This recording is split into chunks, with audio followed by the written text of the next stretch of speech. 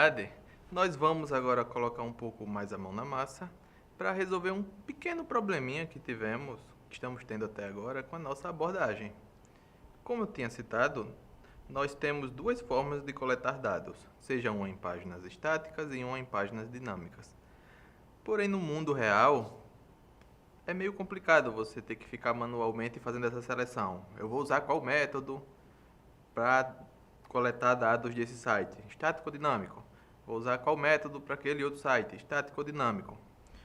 Fica chato, mas nós podemos utilizar um pouco de programação orientada a objetos e fazer um scrapper que ele seja agnóstico ao formato da página, que ele vai se adaptar ao que existir na página. Como fazemos isso? Tão simples, nós já temos implementados em forma de script simples o nosso scrapper básico aqui que usa Selenium, que ele busca informações em páginas estáticas, e também nós salvamos aqui nesse outro arquivinho aquela função que fizemos lá no comecinho, espero que vocês lembrem, que essa funçãozinha ultra simples retorna o código de uma página estática. Poderíamos usar Selenium para tudo, Selenium também pegaria código de página estática, porém ele é bem mais lento. Às vezes nós queremos evitar essa lentidão do Selenium. Ou talvez não seja um problema para a solução que você está implementando, ela ser um pouquinho mais lenta, não faz tanta diferença. Quando eu falo lento, dependendo da página, é um atraso de 3, 4 segundos. Se você está analisando 1 milhão de páginas por dia, 1, 2, 3 segundos faz diferença. Então vamos fazer aqui uma pequena brincadeira, um hands-on. Utilizando programação orientada a objetos, nós vamos criar uma classe.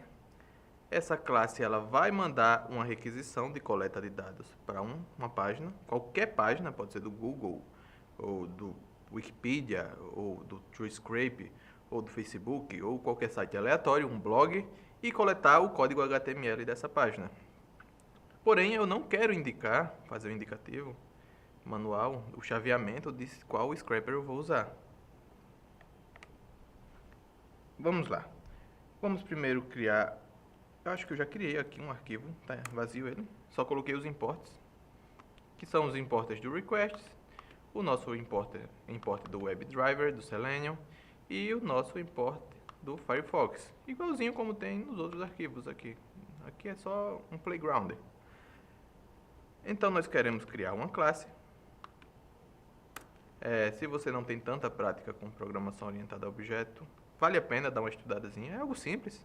Pelo menos como criar uma classe, como fazer uma chamada de métodos, como fazer polimorfismos e esses tópicos. Quem sabe gravaremos um curso sobre esse assunto mais detalhado. Porém, por hora, como criar uma classe e executar alguns métodos já resolve o nosso problema.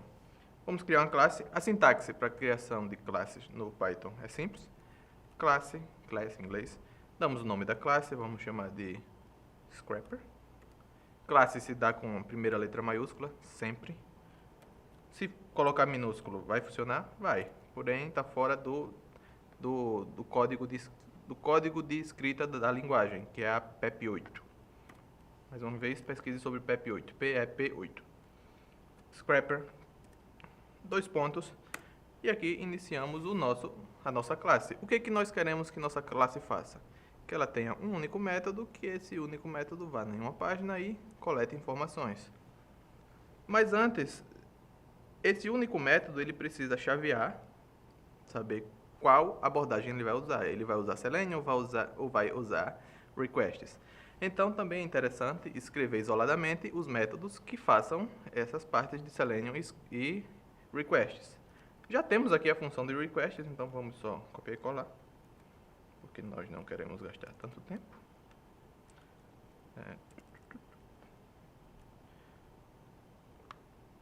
Clica, seleciona, Ctrl, vai para lá. Isso aqui é um método, não é uma função, então vamos ter que fazer uma pequena alteraçãozinha. Opa!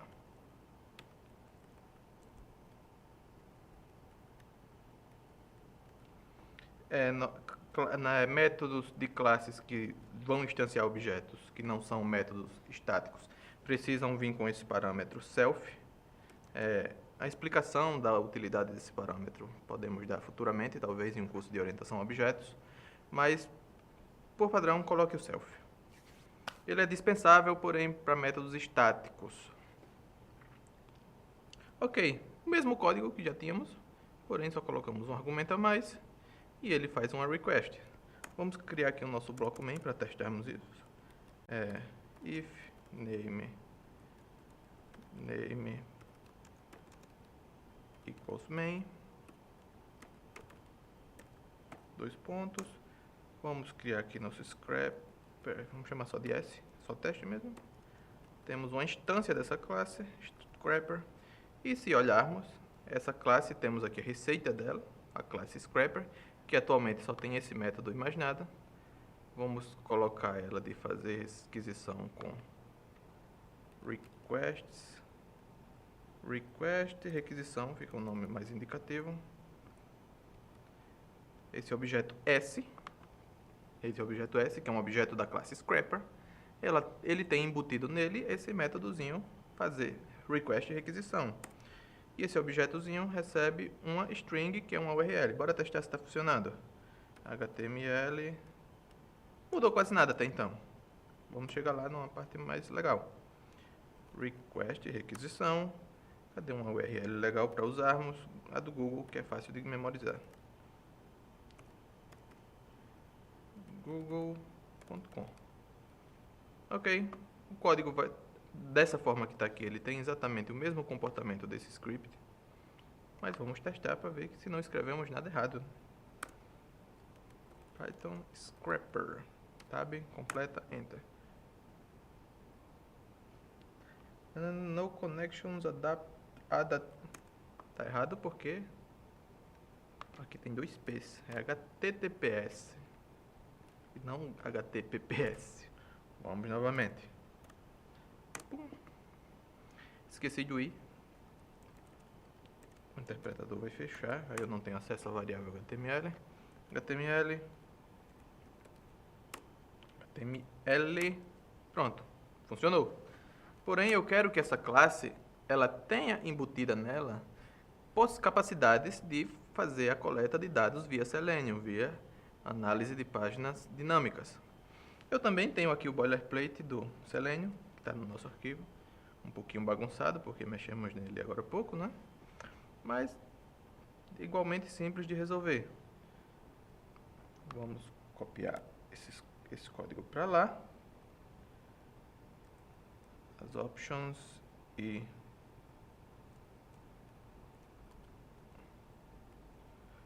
primeiro criar o nosso método def selenium requisição sem acento, sem cedilha. Acho que ele aceita sem cedilha, mas não fica legal no código. URL, uma string, ele também devolve uma string, dois pontos, enter. Aqui eu estou copiando e colando. Deve estar aparecendo aí as teclas que eu escrevo. Ctrl K, Ctrl U, Ctrl K, U, na verdade. Headless, vamos desativar o headless por enquanto. Lembrem, o headless é para fazer o navegador sumir, ele executar, porém sem aparecer na tela. Eu quero que ele apareça, então vou deixar comentado. Temos aqui o serviço, o driver e essa parte do boilerplate eu também quero. Cola. Volta lá para o comecinho da tab para ficar no mesmo nível do método. Driver, vamos voltar para o nosso boilerplate. Pegamos o código HTML que está aqui nessa chamada e retornamos ele. HTML. Por algum motivo apareceu mais uma aspa aqui que bagunçou tudo. Pronto, agora a nossa classe ela tem duas capacidades. A de fazer requisições tanto via a biblioteca requests, quanto fazer com o WebDriver. Vamos testar ela, essa mesma chamada que nós fizemos aqui para o Google via requests, vamos testar ela com Selenium. Selenium, requisição, enter.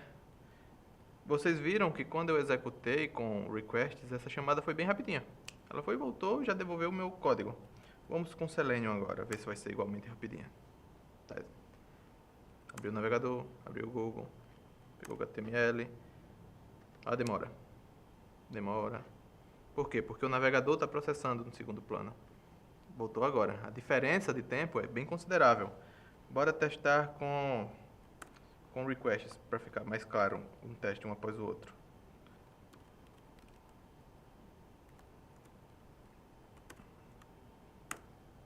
Opa! Eu coloquei um S, aqui não tem esse S. HTML não está definido. Por quê? Como assim HTML não está definido? Qual foi o erro da linha? Linha 1. Ah! Estava dentro do Python. Viu? Deu nem tempo de eu pensar. A requisição foi, voltou, devolveu o meu código. Ó, com requests. Bem mais rápido. Com o Selenium, demora muito, porque ele tem que processar o navegador. Então, o que nós queremos fazer é só usar o Selenium se for necessário. E quando é que é necessário usar Selenium? Quando a página tem JavaScript ou quando você tem que fazer alguma navegação dentro da página, como aquela questão do login. E como é que eu sei que uma página tem JavaScript? No geral, dentro do código HTML dela, a indicação de JavaScript vem de uma tag HTML chamada script.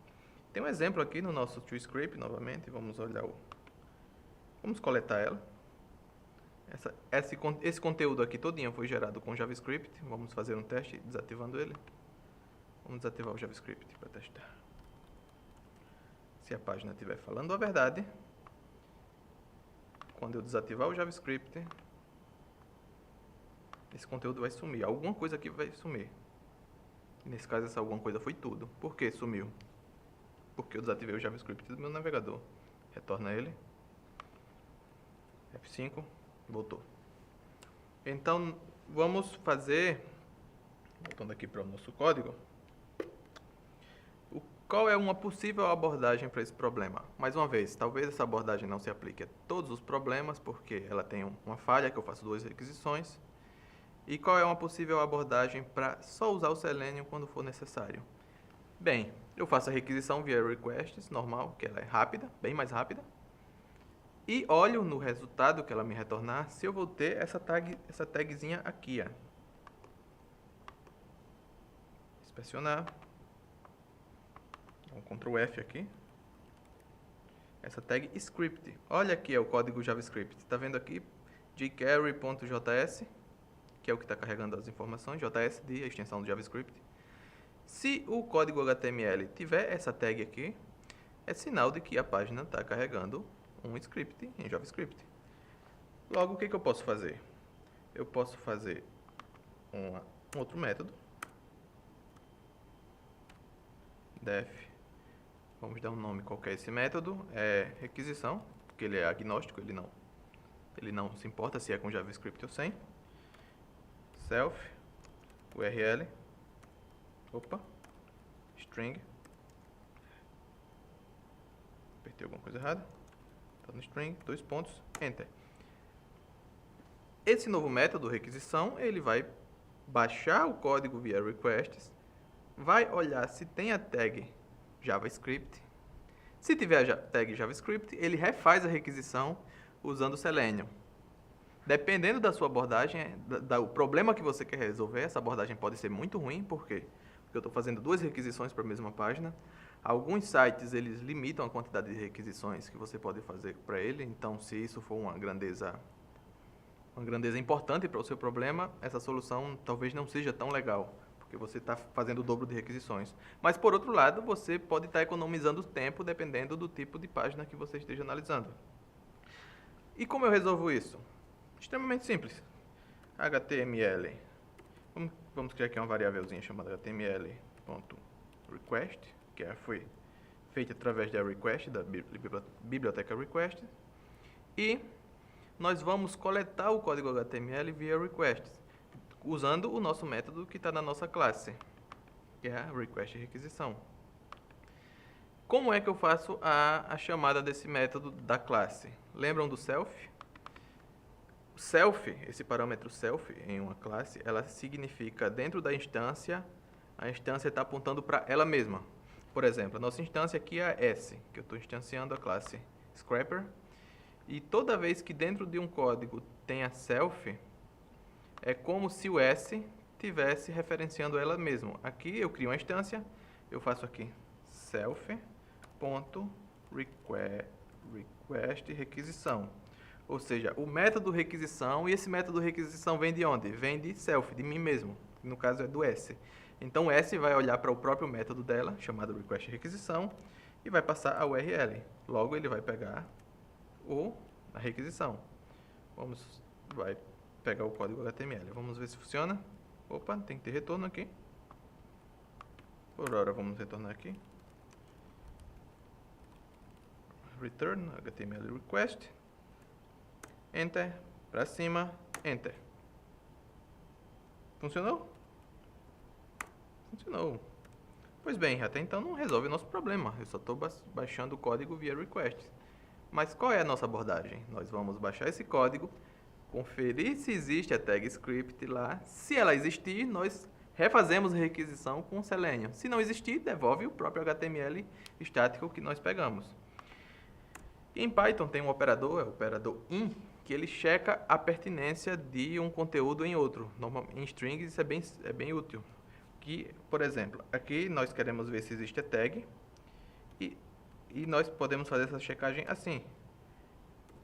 String, qual é o nome da tag? A tag era script, lembram disso, né? Script in HTML request, ou seja, isso aqui vai ser executado. Se essa tag existir dentro do código que eu coletei, ela retorna um valor true. Se ela não existir, retorna um valor falso. Então é tão simples você fazer um if aqui, if. Se a tag script existir no código que eu baixei, então refaça a requisição, porém com Selenium. Caso contrário, continua direto. Se ela existe, então eu preciso atualizar esse código, porque ele está ruim, ele não tá com o JavaScript expandido. Então faço aqui request, requisição, aqui vira Selenium requisição. Selenium requisição, request. Então nós inicialmente pegamos o valor pelo request, checamos se a tag existe, se ela existir, atualiza, se não existir ele vai passar direto nesse if e não vai atualizar e vai retornar o valor do mesmo jeito. Vamos ver se esse if está entrando. Vamos colocar aqui um print qualquer. O if entrou. Ctrl Enter. Enter. O if não deu print nenhum. Por quê? Porque o if não entrou.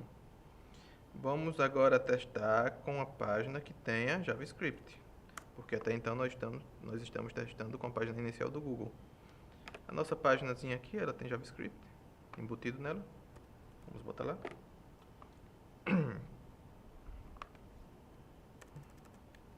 Ctrl V, cola aqui, sobe, Enter. Opa, o if entrou.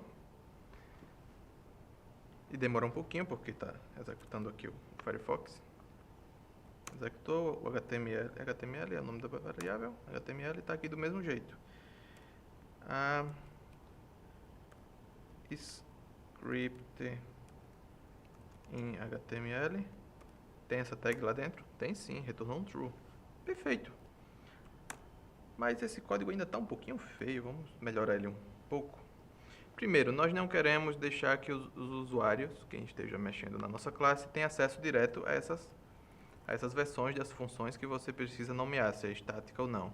Em Python nós temos uma convenção de definir um método como privado. Ele não é privado de verdade, você ainda consegue acessar ele, mas tem a convenção de iniciar o método com underline. Bota underline aqui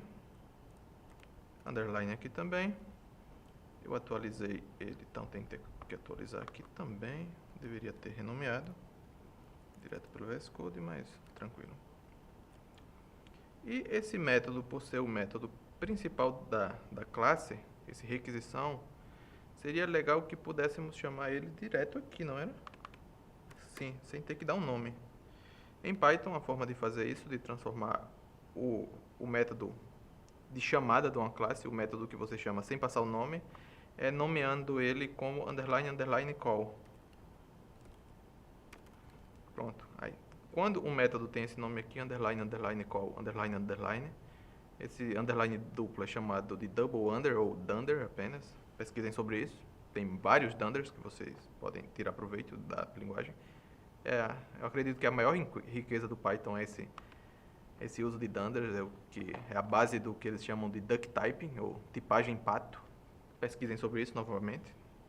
Não é assunto do nosso curso falar, mas é um negócio bem interessante. Pesquisem.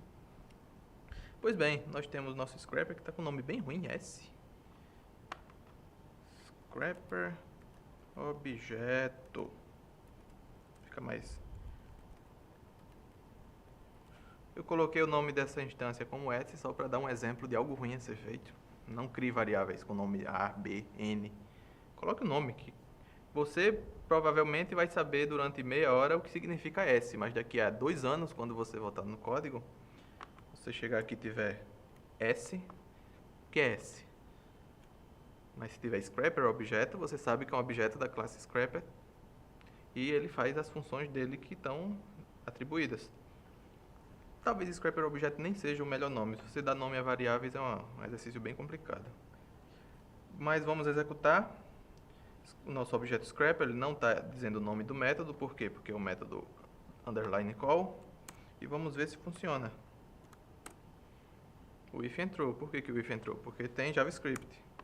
Ele funcionou, pegou o conteúdo. HTML está aqui. É uma página com JavaScript. Funcionou. Vamos tirar esse print aqui, que ele só está poluindo o nosso código. Perfeito. Vamos testar em uma página sem JavaScript.